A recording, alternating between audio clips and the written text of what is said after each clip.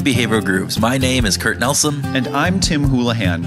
We are building a community of people interested in positively applying behavioral science to their work and life.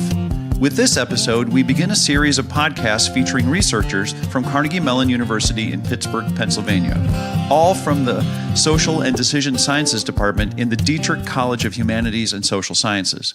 We are excited to launch this series with a discussion we recorded on a chilly but sunny morning in Porter Hall with professor, author, researcher, and department chair, Dr. Linda Babcock. Linda is the James M. Walton Professor of Economics at CMU and is a member of the Russell Sage Foundation's Behavioral Economics Roundtable. Linda has served on the Economic Review Panel for the National Science Foundation and is the founder and faculty director of the nonprofit Program for Research and Outreach on Gender Equity in Society. They even created a Girl Scout badge. In her spare time, she's been a visiting professor at the University of Chicago, the Harvard Business School, and the California Institute of Technology, and we don't know how she finds time for it, but she likes to dance and to go sailing. Yeah, I don't know. Linda's research stands at the intersection of economics and psychology, where she focuses on negotiations and dispute resolution. Her work has appeared in the most prestigious economics, industrial relations, psychology, and law journals around the world. In one of her books with Sarah Lashiver, Women Don't Ask, Negotiation and the Gender Divide, she describes the importance of women initiating negotiations, and she explores the societal factors that hold women back from asking for what they want. And what they deserve. True. Her work has been covered by hundreds of newspapers and magazines in the U.S. and abroad, and she has appeared on numerous television and radio programs discussing her work. In our conversation with Linda, we talked about how working women face more than just a glass ceiling. They face something that resembles a labyrinth. We covered the importance of negotiations and how women need to pay attention to the non-promotable tasks they get pulled into at work. Linda also brought up the importance of interdisciplinary work and the tremendous benefits generated by a department like SDS. She shared how great it is that economists, psychologists, and astrophysicists sit side by side to solve problems in the same department. In our grooving session, we covered all of this and doubled down on Linda's directive for men to stop asking women to do the non-promotable stuff. Stop! So we encourage you to enjoy our first episode of the Carnegie Mellon series with Department Chair, Professor Linda Babcock. Well, Linda Babcock, welcome to the Behavioral Grooves podcast. I'm really excited to be here. We are so excited to have you, and we want to start with a speed round. So, up the mountain or down the mountain? Down. Coffee or tea? Tea. Monet or Michelangelo? Monet. Travel with a set itinerary or no itinerary? None whatsoever. None whatsoever. Wow. Okay. Well, can we just spend just a minute on that? Wait, but you said that you think in the fast or slow, and you said you only think slow. I always think that was pretty quick. That is not. You didn't have to think too much outside of the Michelangelo Monet one. There was every trip we take off on our sailboat. Okay. And we just figure out where the wind's going to take us. We got no itinerary. It's the best thing ever just to disconnect from a very scheduled existence. Wow. It's already fascinating for me. Okay, well let's get to why we're here, and that's to talk about your research. Tell us about some of the findings that you're working on right now, some of the stuff that you're working on now that you're just finding like, wow, this is really cool stuff that needs to be added to the vernacular of our world. Yeah, so I'm a behavioral economist, and my work really focuses on trying to understand what the barriers are to women's advancement in the workplace. It's a common understanding that women don't advance as quickly. Sometimes it's called the glass ceiling. There tends to be a barrier for women. I actually think it is more like a labyrinth. And this is Linda Carley and Alice Egley's work. They call it Through the Labyrinth. And how I think of it is that women are in this labyrinth, and there are these hedges in their way. And my research studies the hedges. What are the hedges that are keeping them from getting to where they want to get? And how can we cut those hedges down? So what can organizations do to remove that labyrinth for women? Love that. I love that. That's a great metaphor. It's a great image, right? To be cutting down the hedges. So, what do you think what are the big things that you're discovering are effective ways of cutting down the hedges? Well, it depends what barrier you're talking about. So some of my most recent work is on how people spend their time at work. And what's, I think, really interesting about this is that men and women spend their time at work very differently. So let me just give you a personal example. So I sit across the hall from George Lowenstein, who is a very famous behavioral economist. And many years ago, I had this observation about the different ways that I am at work versus he's at work. Okay. And what am I doing at work? I am going to meetings. I am, meeting with various groups of administrators. I'm on all these departmental and university-wide committees and task forces. You're also the head of the department. Well, actually, this is an observation I had when I was just a regular faculty member. Okay. So this, certainly now as department head, I do much more of that. But this was just, we had the same job. We were both full professors. And I spent a huge majority of my time going to meetings and doing the business of the university. And George, I've sat across the hall from him for many years, so I know what he does. He sits in his office all day and he's hunkered down doing his research. There are students coming in, he's talking to collaborators on the phone about research, he's on his computer doing research. And it just got me really interested about why George and I, who have the same job, we get rewarded the same way, but we spend our time differently. And you've collaborated on projects and we together. have collaborated. And so I started doing research on this, and what I find, and others have found this as well, is that women spend more time doing work that benefits the organization, but they aren't personally rewarded for. So if I think about my job as a academic in a research university, 99% of my performance evaluation is about the research that I do. Mm-hmm. It's not about how I've been spending my time, though. I'm doing a lot of things that are good for the university. And George is spending more of his time doing those things that are going to get him to the next level.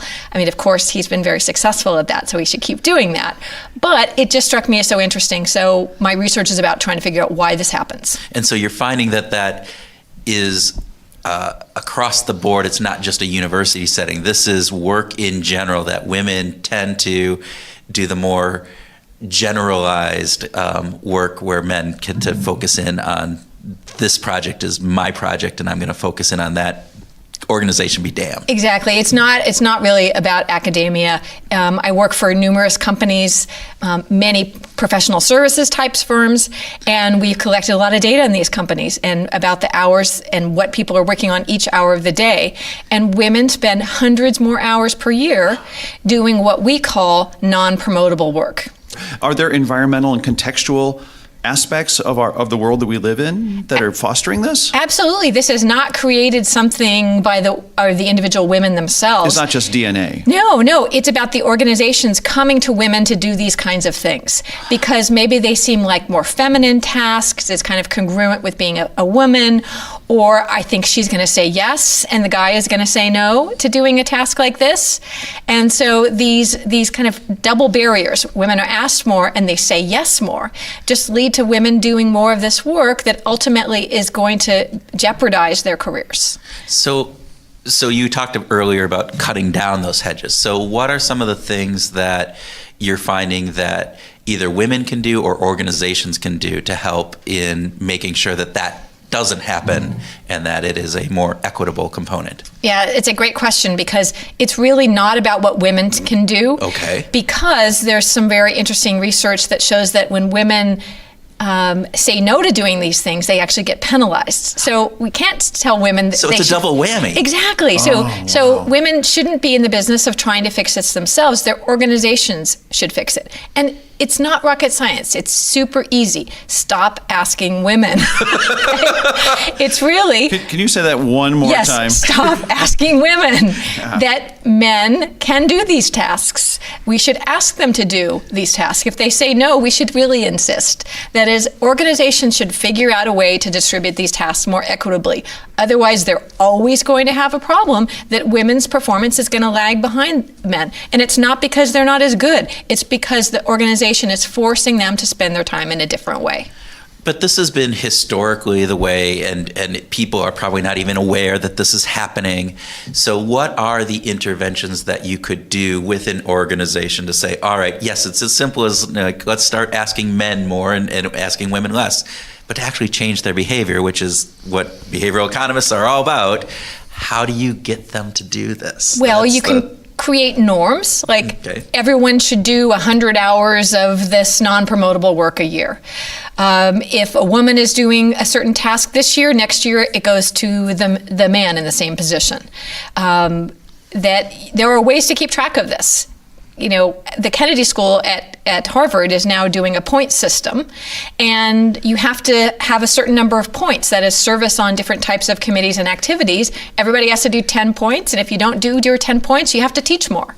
So now all of a sudden wants to do these service things. And I'm working with another company that's a consulting firm, and what they've done is they've changed their performance evaluation. They're saying, hey, these things are actually really super important for our institution, and we're going to keep track of them, and we're going to reward people for doing them.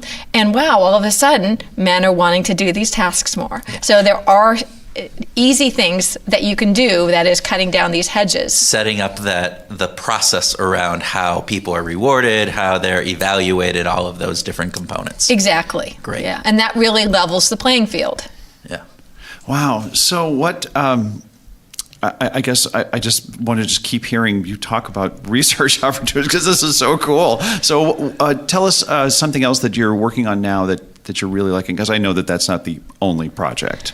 I know that you're not an only project kind of person. Well, I tend to be very thematic. So my work is mostly focuses on barriers to women's advancement. So I told you about the work I'm doing spending their time at work, but I also continue to do this work on negotiation. Yeah, negotiations has been a big deal. We've actually talked to some people who were interviewed by you and had this self-consciousness because they read your book and felt like they should be negotiating with you. Or, wait a minute, if I do, am I going to be, how am I going to be seen? Or if I don't, and, all this kind of stuff. So. Yeah, I negotiate a lot as a part of my job now as department chair, but people negotiate all the time in various aspects of their lives. We negotiate with our partners, with our mother-in-laws, we negotiate with our contractors, our children, the people that we work with all the time. Yeah. So it's a hugely important topic. So it's something I continue just to be completely fascinated by. But in the working world, I'm sorry, go ahead. Oh, I was just going to say, and you've tended to focus a lot on women negotiation, and again, differences in traditional ways that women have negotiated versus men, and it really helping in changing that dynamic. So can you talk a little bit about that? Yeah, my work on negotiation is not so much about how men and women negotiate, because when they negotiate, they don't really negotiate very differently. Okay. It's more about who negotiates, and just finding that men are just more likely to spontaneously initiate a negotiation when they want something about their world to be changed. And women are just more likely to accept the status quo as it is, even if they're not happy about it, or perhaps wait for someone to offer them what it is that they want. And it just comes down to how we've been socialized as women and as girls still today that leads to these differences in who negotiates. Well, I found one of the fascinating things in this is you had done some work, or I'm not sure if it was you specifically, but with the Girl Scouts in creating a Girl Scout badge on negotiation, again, to maybe to stem that earlier in girls' lives and really get them to thinking about when and how. So. Yeah, that's absolutely right. Now, that is my work that led to the Girl Scout badge. Awesome. Called Win-Win, How to Get What You Want. And I guess there are two reasons for really pursuing that activity with the Girl Scout, with that partnership, which is just wonderful. One is, of course, to teach girls to negotiate, because this is something that if it's ingrained earlier as kids, they will continue as a skill throughout their adult lives. So that's certainly one thing we wanted to do. But having the Girl Scouts endorse it is like the good housekeeping seal of approval. It's like girls should be negotiating. It's a statement. And what that statement does is it changes the norms around what girls ought to be doing, because it's saying, yes, we endorse this, girls, you ought to be negotiating. And we think what that does is help our society be more accepting of girls and women who negotiate, because now it's the thing that they ought to be doing. It's the thing that everybody should be doing when they're looking out for the component. And I loved, again, listening to you and talking about the difference that $4,000 at the beginning of your career makes over the long term, and the difference that can be is significant. And just the fact that, hey, if you're going to be looking out for your long-term interest, male, female, doesn't matter. You need to be thinking about these things and not just going, oh, it's just $4,000 now. Well, in the long run, that's over $600,000 if you just took simple math and compounded that, right? It just adds up over time. Negotiating early on means your salary is always higher, which means your raises are bigger, which means your retirement savings is larger also.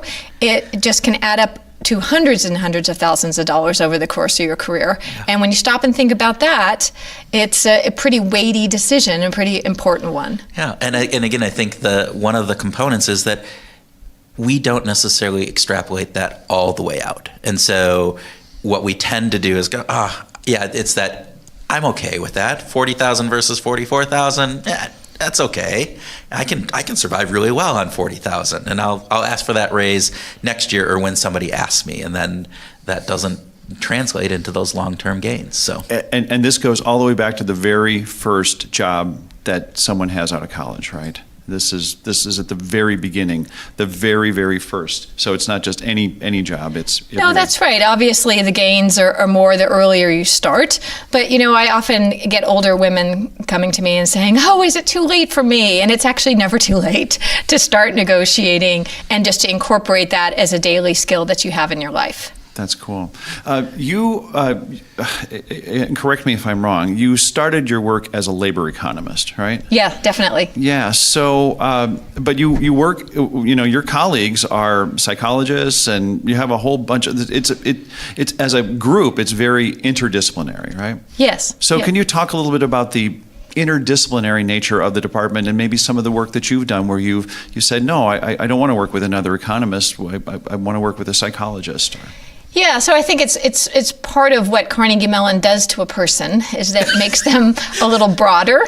I came to Carnegie Mellon as a labor economist. I was really interested in conflict, and the way economists study conflict is with game theory.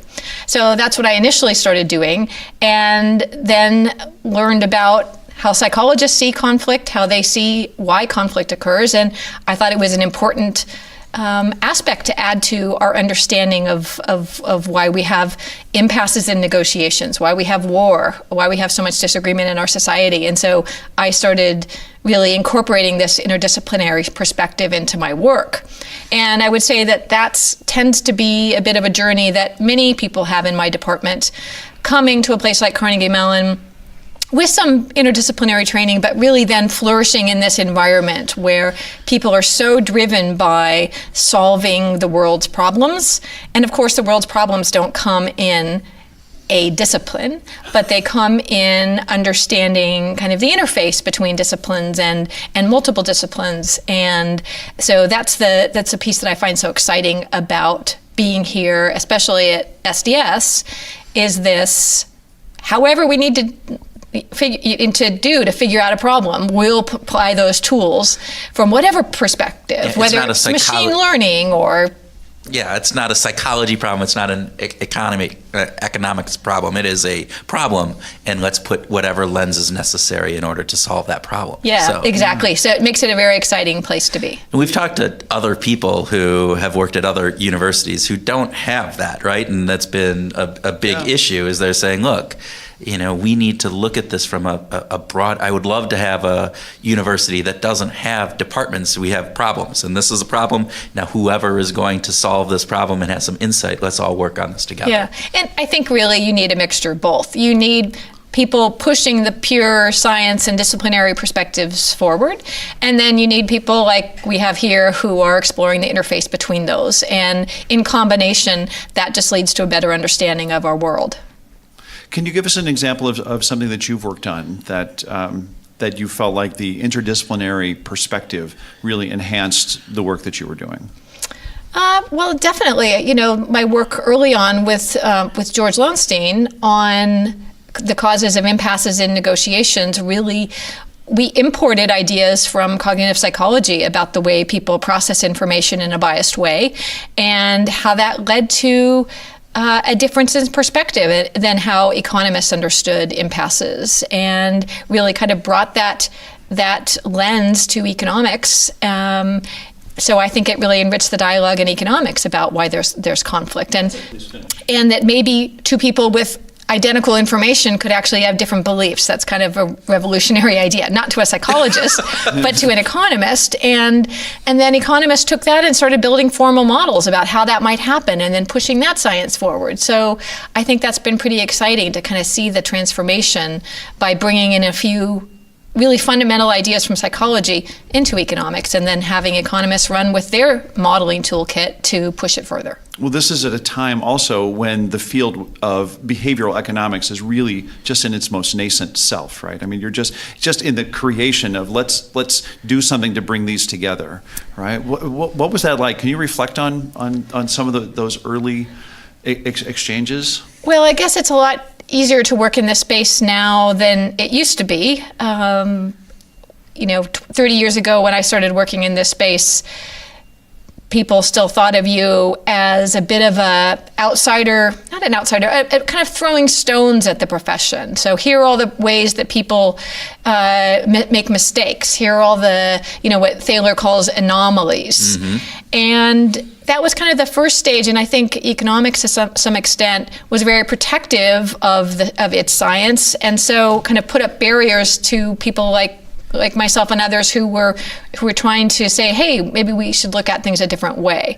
I think now behavioral economists are more integrated into the mainstream and are really taking the perspective of let's try to push the science of economics forward by using a behavioral approach, and so that's been also a really interesting transformation of what behavioral economists are doing. Was there as much pushback within the psychological academic world as there was within the economic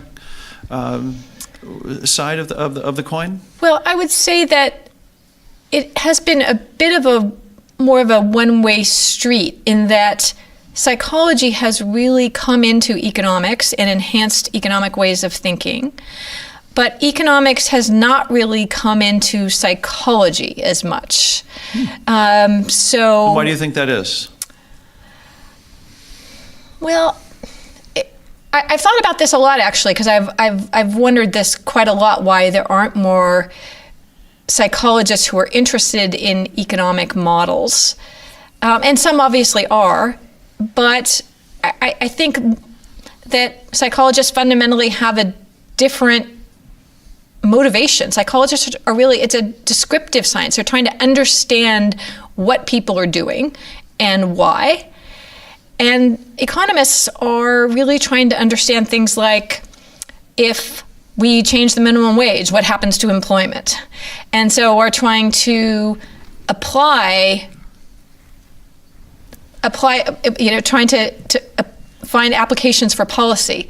So I think it's just a fundamental difference in what they're trying to do that leads to this difference. Yeah. Is it a wave that you think is going to move forward, or is it so fundamentally in their viewpoints from that it'll be a small part, but it's never going to really have roots and take hold within the psychology world? I'm not so sure. Yeah. I do. So for example, when you go to a psychology conference, mostly psychologists, but there are a fair number of economists that are there to learn about psychology. You never have a psychologist coming to economics conferences. Oh, really? Never. And I think they would find it a very alienating experience. Maybe that's why they don't. But just the degree of formalization and math that's involved in the apparatus of economics, it takes many years of study to kind of penetrate the apparatus that economists use and the way that economists think. So perhaps that's a barrier for psychologists wanting to learn more about economics, is that barrier is too high. Yeah. Yeah. I think that could be very, my background is in IO psychology, and I can tell you, I have an undergraduate in economics, but it's not anywhere near what you would go through. And the math part it's scary. I mean, I try to sit economics. Even in reading, I was reading some of George's papers, and he does a fantastic job of translating, hard mathematical concepts into what I would consider pretty layman's terms, at least to the degree that you can. Yeah. And I'm still sitting there having to read over and over and over, and that's not. I think, again, psychologists, from that perspective, I think that could be a barrier. It could be one of those hedges for us. I think perhaps that's right. But it is interesting, and it's something that I thought about more about why economists have really not had an influence on psychology, whereas the opposite has been true. And I think there could be value, right? I mean, there could definitely be some strong value of taking a different worldview and applying some of the insights that, economics has into how you study, how people, it goes back to decision making, right? Mm-hmm. And why people are making the decisions that they're making.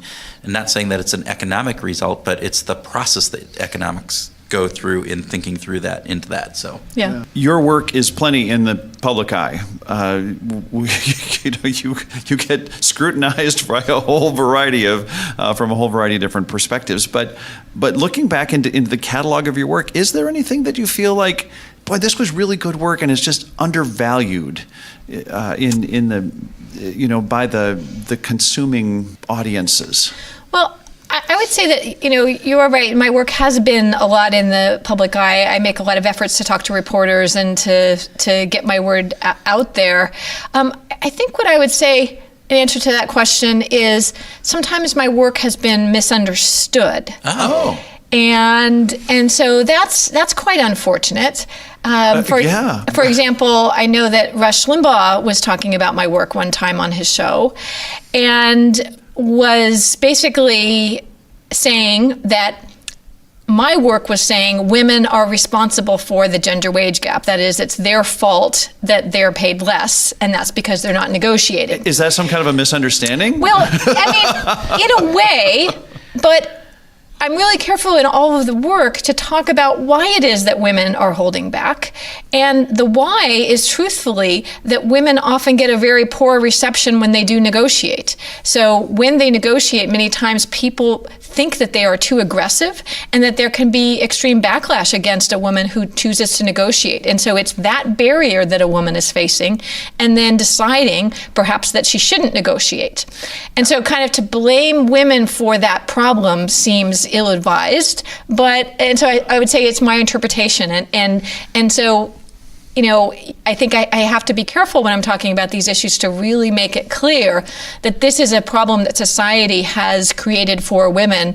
It's not women's responsibility to solve them. It's really all of our responsibility. Well, I want to just expand on that component of misunderstanding or misattributing research, and I see that happening quite often across the board with research, where reporters, they're looking for that easy headline that comes out, or clickbait, clickbait, and they take it. And what do you think? What can researchers do? I mean, is there anything that they can do in order to kind of take that and really say, wait, no, you're saying this, but really my research was saying this much broader component. Yeah. And most reporters that I've interacted with are really terrific. They really take the time to get the message, and then they write a story, and then they let you read it before it goes out to make sure they've really got your message right. And so I think most reporters are really doing a good job of that. Yeah, I didn't mean to paint the bad. But it's obviously my job as an academic to ensure that broader message is understood and heard, and so that's just that's a difficulty, because people do want this quick headline, and in truth, the problem is a lot more nuanced and requires some deeper thought and understanding. Yeah, we'd like to talk a little bit about music. I would like to talk a little bit more about music, Linda. if that's okay. Sure. This is where we get to address your 12-year-old self. Yeah, I'm just going to warn you because really my husband, he calls my musical taste that of a 12-year-old girl. So it's, yeah. So you're asking, but I'm just warning you. Well, it doesn't matter. It's your musical taste. I mean, as far as we're not interviewing your husband right now. No, that's true. We get to talk to you about your musical taste. Imagine you get some big award and you're going to have your theme music played as you walk across the stage. You get to choose your theme music. What is that going to be like? It's probably something by Bruno Mars. Okay. Maybe Kanye or, Run DMC or... So I guess to really explain my musical taste, I have to reveal something about myself, which is that I used to be a dancer. And many people that really love music really love the message that music creates and what music is trying to say. I like music if it makes me want to dance. And that can be classical music, so I'm happy with Mozart. That makes me want to dance. Or Bruno Mars. Okay. And as long as it's got a good groove. As long as it has a groove, that's what I listen to. So It's an interesting playlist. So we've talked to Bob Cialdini about priming, and we're just wondering, do you use music to prime you in any way? Do you use a particular beat or a particular vibe in advance of some experience? To get into a mood or set well, the certainly, tone? I do like to listen to music to put me in a good mood. At home, I always have to listen to it with headphones on because my husband and I would be fighting over what's being played. Because he actually has the worst taste in music from my perspective. Which we won't even have to go into. We won't talk about it. No, because it's just terrible. It is. So I do like to listen to music, but I mostly listen to it when I'm by myself. Okay. So tell us a little bit more about, do you orchestrate these playlists very carefully, or is it more like sailing, where you just say, here's the genre, here's what I'm looking for, and just serve up whatever you want? No, I have my different playlists. I have like old funk versus my workout music, dance music. Just I have different playlists for different moods, but they're all kind of funky. Well, you mentioned Run DMC. Do you go back to like Parliament? Absolutely. I got Parliament on my playlist right now. Young MC, I'm a big fan of George Clinton, so actually, have some fun stories about George. But so if it's got the right groove, you're willing to say, okay. You said Mozart. What kind of classical music gets you feeling like you want to dance? Well, mostly like waltzes. Mostly it's piano music because I grew up as a ballet dancer, and so it's just really relaxing at me to go through the exercises at the bar, not the bar where you drink, but the bar where you A-R-R-E. Yes, exactly, okay. And to go through the sequence of pliés, entendus, dégagés. Just to have that, it just puts me in a really relaxing place. Oh, is there one of the things that we try to give is our listeners say, what is one or two things based on your long research that you would say, this will help you in life or work? What are if there was one or two tips that you could convey quickly, it's almost that speed round of tips. What would they be? Which is really easy to sum up 20 years of research in exactly. two short phrases. No, it's actually pretty easy. I think there's two big categories. The first is about negotiation, and just to really recognize how important it is. And for women in particular, it's important about how they negotiate so that they don't incur this backlash as being perceived as too aggressive. So take a good negotiation class where you learn a cooperative win-win problem-solving approach to negotiation. I guess the second would be to pay attention to how you spend your time at work. How are you rewarded at work? How is your work asking you to spend your time? And work with your organization to find a way so that this what I call non-promotable work that's important to the organization is just distributed equitably so that it's not harming any particular set of people in their careers. That's terrific. Linda, thank you. This was a blast and really insightful, so thank you very much. Well, great. Well, thanks for having me.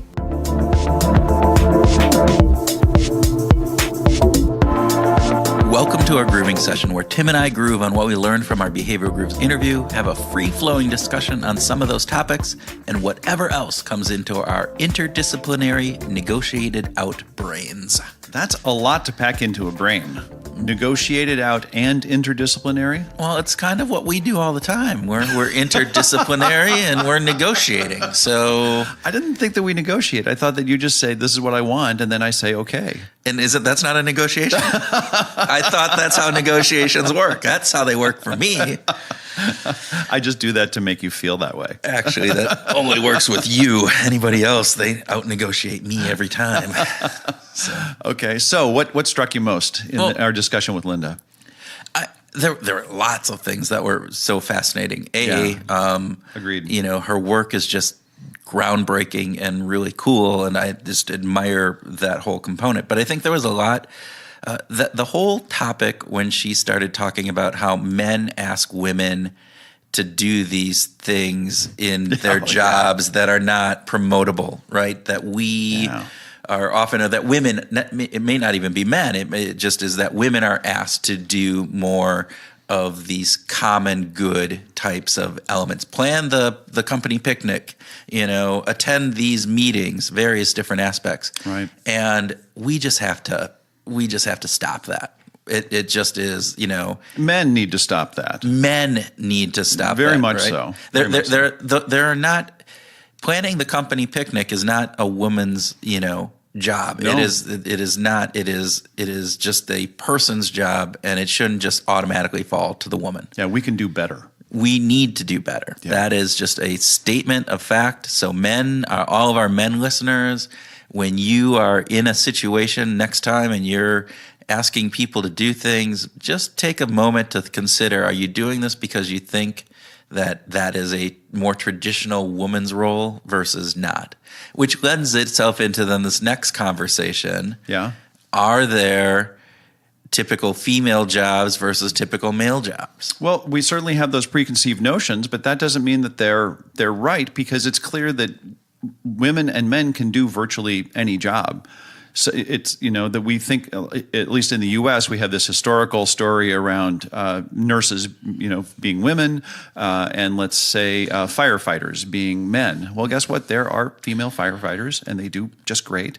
And there are male nurses, and they do just great. They've been doing that for 50 years. Or more, right? Yeah. And you look at that, but there are traditional types of roles and jobs that tend to break down on various different gender roles, right? Yeah. Engineers, highly male type component. Right.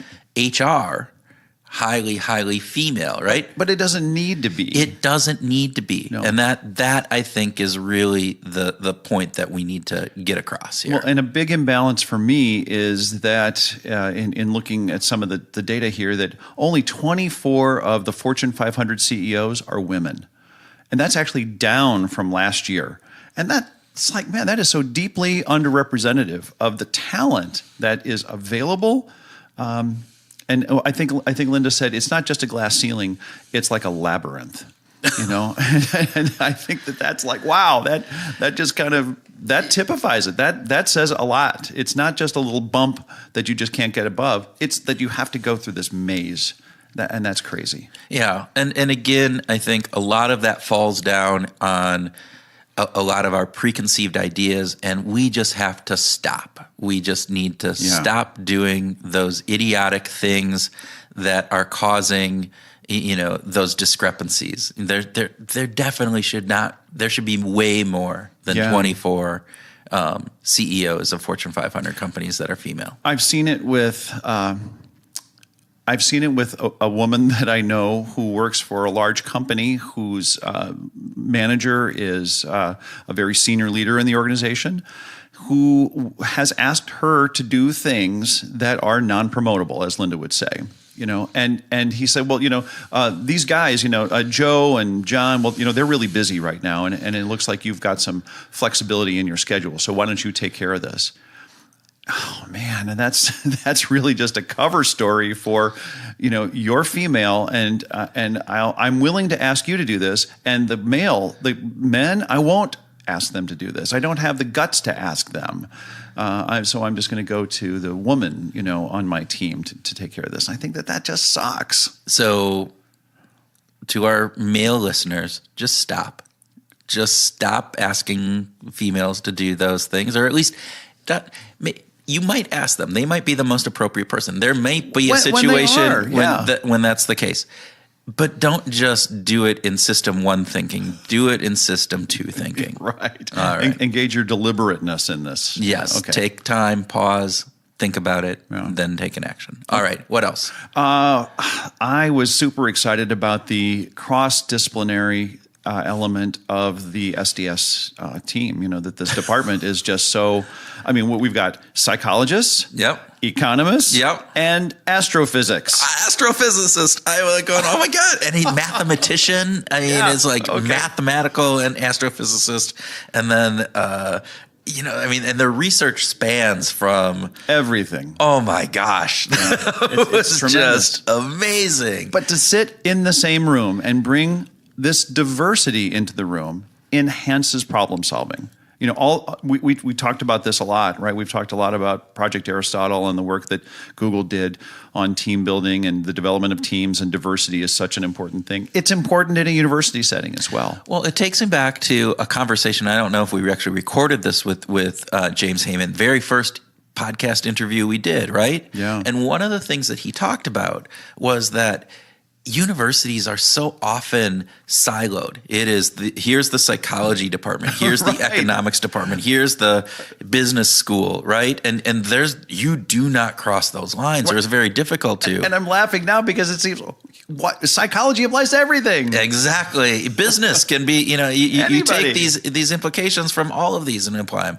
But what he was talking about is it should be a problem, and then you just bring all the people who have a kind of interest in that problem together to solve that problem. Right. And that's what I think Linda has been able to do, and that this group at Carnegie Mellon is actually accomplishing. They are bringing in viewpoints that are wide and varied and have differing perspectives that enhance how we approach and look at a topic and bring in some different viewpoints. So it's not just an economic component of this is how we solve this issue. No. Hey, there's some psychology, there's some other higher maths, there's this element of sociology, all of these factors that come into play and give a much more holistic viewpoint. And it just seems like a fun place to work. I was actually on the phone this morning with a British colleague, a guy who lives in London, and was telling him about what you and I were up to today. And it just blew his mind when I talked about the interdisciplinary element of the SDS department. It just doesn't. It's just so uncommon and so cool. Yeah, that was so interesting about it. Okay, so what else, Kurt? What else struck you? Well, so I think a tip for our listeners, and if you didn't get this already, we're going to hammer this into your head, because you know what? Linda does all this research on negotiating, right? Yeah.